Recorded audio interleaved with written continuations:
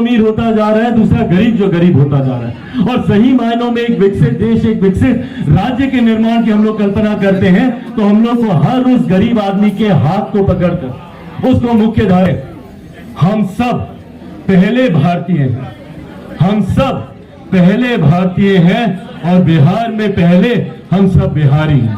पर दिक्कत अपना दोस्त माने, अपना भाई माने, अपना सहयोगी माने।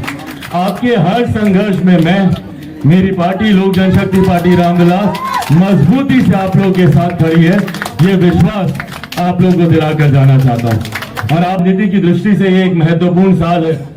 कुछ ही महीनों में चुनाव है और उसको लेकर कई बैठकों का दौर दिल्ली में चल रहा है। तो कुछ ऐसे कार्यक्रम आ गए थे जिसको छोड़ना संभव नहीं था। पर मेरा गृहस्थ जीवन का अनुभव नहीं है, पर हाँ, मैंने अपनी माँ को देखा है, मुझसे पहले उठती हैं।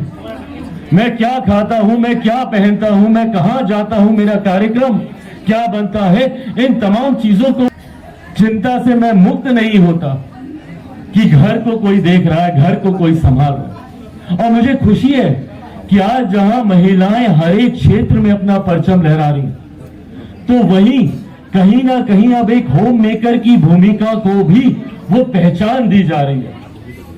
हम लोग हाउसवाइफ हाउसवाइफ हाउसवाइफ बोलकर हम लोग उनके द्वारा किए गए कार्यों को नकारते आए, पर अब वो समय है कि उसको भी पहचान मिलनी चाहिए। मैं शादीशुदा नहीं हूं, मेरा गृहस्थ जीवन का अनुभव नहीं है, पर हाँ, मैंने अपनी माँ को देखा है, मुझसे पहले उठती हैं।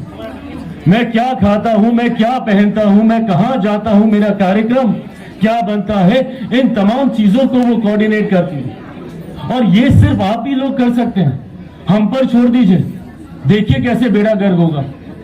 हमको बोल दीजिए कि घर पे खाना भी बनाओ, बच्चों को भी संभालो और फिर बाहर जाकर भाषण भी दो और अपनी नीतियों को भी लागू करो, नहीं कर पाएंगे। और ये आज मैं आप लोगों के बीच में सिर्फ इसलिए नहीं कह रहा, मैं दिल से मैं मानता हूं इस बात। और इसीलिए आप लोगों की ताकत को, आप लोगों की असीमित शक्ति को मैं सलाम करता हूं। और खास तौर पे आपके इस मंच के तहत जितने विषय आपने उठाए हैं, मैं उसको सलाम करता हूं। और ये विश्वास आपको दिलाकर जाना चाहता हूं। आज आने में थोड़ी कठिनाई मुझे जरूर हो रही थी, क्योंकि कुछ और महत्वपूर्ण कार्यक्रम लास्ट मिनट में ऐसे जुड़े जिसको छोड़ना मेरे लिए संभव नहीं था। राजनीति की दृष्टि से ये एक महत्वपूर्ण साल है। कुछ ही महीनों में चुनाव है और उसको लेकर कई बैठकों का दौर दिल्ली में चल रहा है।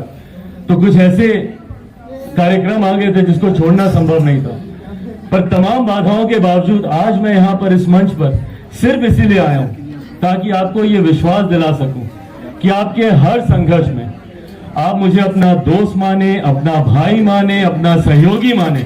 आपके हर संघर्ष में मैं, मेरी पार्टी लोक जनशक्ति पार्टी रामविलास मजबूती से आप लोगों के साथ खड़ी है, ये विश्वास आप लोगों को दिलाकर जाना चाहता हूं। और आप लोगों का दिल से धन्यवाद करता हूं कि आप लोगों ने मुझे ये मौका दिया कि मैं यहाँ पर आ सकूं, आप सबसे मुलाकात कर सकूं। मैं राष्ट्रीय अध्यक्ष जी का, विभिन्न प्रदेशों से आए हुए तमाम प्रदेश की अध्यक्षों का, अलग अलग जिलों से, अभी कई जिलों के भी अध्यक्षों से मेरा परिचय हुआ, लखीसराय के, हाजीपुर से, कई जिलों के, यूपी से, झारखंड से, लखनऊ बनारस, गाजीपुर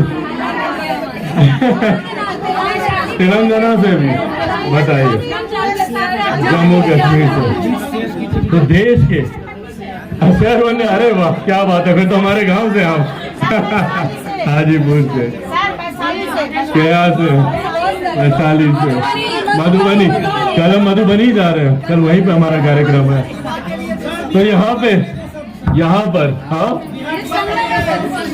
यहाँ पर महिला विकास मंच एक संगम है, बिल्कुल संगम है ये। और ये ऐसा खूबसूरत संगम है जहाँ पे देश भर की शक्तियां एक साथ हुई हैं। और सोचिए, जब ये तमाम शक्तियां एक साथ होंगी, मैं बिहारी हूँ, अपने प्रदेश के लिए चिंतित रहता हूँ।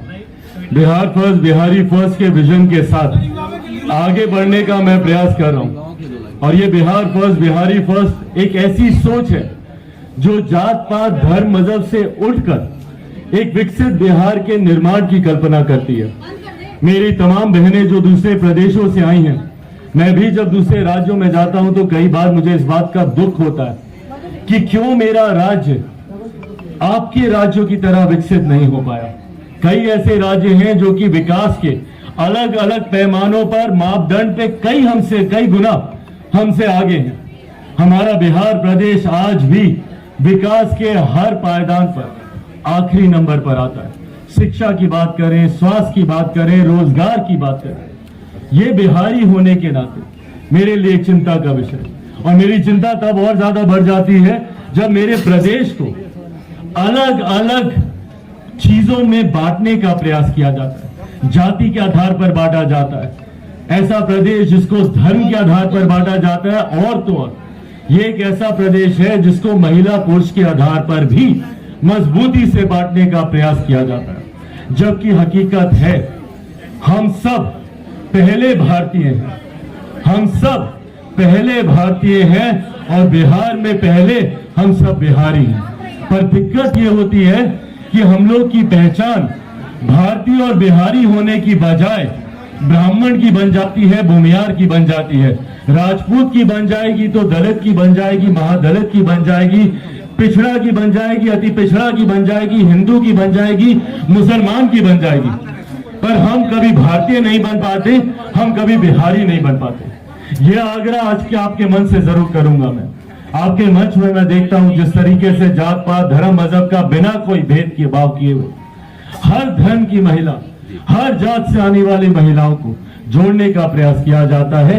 इस सोच को आगे बढ़ाने की जरूरत है कि महिलाओं को जातियों में नहीं, महिला जमात की बात की जानी चाहिए। जरूरत है युवाओं की जातियों की नहीं, युवा की जमात की बात की जानी चाहिए। और इसी सोच के साथ मैं 21वीं सदी का पढ़ा लिखा युवा हूं। मैं नहीं मानता इन जात पात धर्म मजहब की पाखंडी बातों में।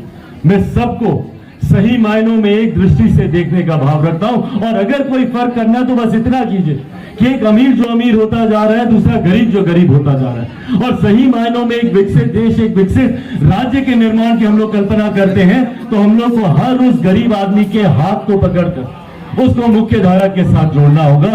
तभी हम लोग एक विकसित राज्य का, एक विकसित देश का निर्माण कर पाएंगे। यही सोच के साथ मेरे प्रधानमंत्री आदरणीय नरेंद्र मोदी जी भी आगे बढ़ने का कार्य कर रहे हैं। सबका साथ, सबका विकास, सबका विश्वास, 140 करोड़ देशवासियों को साथ लेकर चलने का काम कर रहे हैं। और जब वो 140 करोड़ देशवासियों की बात करते हैं तो उसमें से आधी आबादी हमारी महिलाओं की है।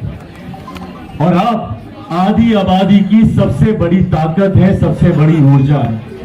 जिस इनिशिएटिव को आप लेती हैं पूरा परिवार उसको, उसका पालन करता है। तो ऐसे में इस मुहिम को जब आप आगे बढ़ाएंगे कि जात पात धर्म मजहब के भेदों से उठकर, जातिवाद से उठकर, सांप्रदायिकता से उठकर सबको एक साथ मिलकर चलने का कार्य करना होगा। जब इस संकल्प को मेरी बहनें लेकर चलेंगी तो यकीनन हम लोग उस लक्ष्य तक पहुंचेंगे जहां पे एक ऐसे समाज का निर्माण होगा जहां किसी तरीके का कोई भेदभाव नहीं होगा।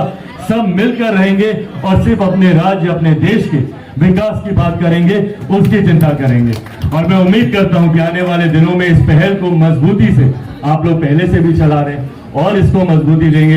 एक बार फिर से हृदय से आप सबका आभार कि आप लोगों ने मुझे ये मंच दिया, यहाँ आने का मौका दिया और आप सबसे मुलाकात करने का मौका दिया। यकीनन ये मेरे जीवन के सबसे खूबसूरत क्षणों में से है और उम्र भर मुझे याद रहेगा ये पल। थैंक यू सो मच, बहुत बहुत धन्यवाद। जय हिंद, जय भारत। बहुत बहुत धन्यवाद सर। प्लीज